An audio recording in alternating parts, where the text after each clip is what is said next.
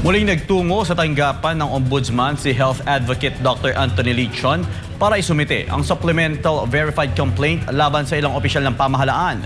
Sa pagkakataong ito, kabilang na sa reklamo si dating Budget and Management Secretary Amina Pangandaman kaugnay ng umano'y kontrobersyal na paglilipat ng 60 billion pesos PhilHealth Fund. Si Almar Forzuelo magbabalita.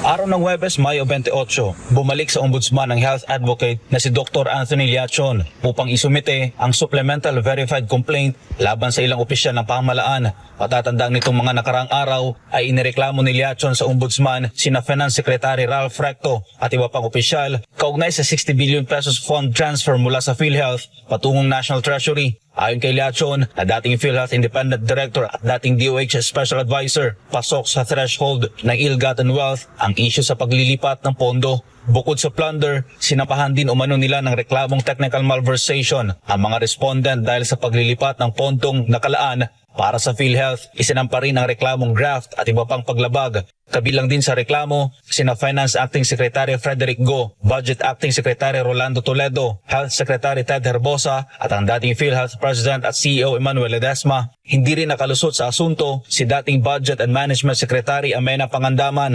Sa isinumiteng supplemental verified complaint ni Lichon, sinasabing may basbas umano ni Pangandaman ang paglilipat ng 60 billion pesos fund mula PhilHealth patungong National Treasury. Pero ini-include ko ngayon si Secretary Amina Pangandaman kasi during na craft po yung budget na yon related to the 60 billion transfer, siya po yung Department of Budget and Management Secretary. And I understand si Acting Secretary Rolando Toledo na napalitan na, siya yung USEC. So i-retain pa rin natin siya kasi kasama siya doon sa pag-approve ng SARO, NCAs, yung mga papeles noon po.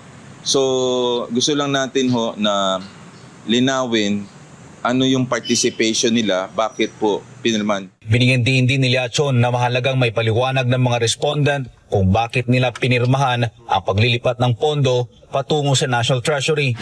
Relevant to yun yung economic managers during that time, si Department of Finance Secretary Recto, ngayon ho ay si Frederick Go, and then yung DBM, extremely relevant, lalo na siya ang nag-approve nun. And then sinalo lang ni Rolando. Pero kailangan sila mag-explika. Matatandang nauna nang ipinaliwanag ng gobyerno na ginamit umano ang pondo ng PhilHealth para sa iba't ibang proyekto at programa ng pamahalaan. Pero ayon kay Lichon, hindi dapat gamitin ang pondong pangkalusugan sa mga proyektong hindi direktang may kaugnayan sa health services.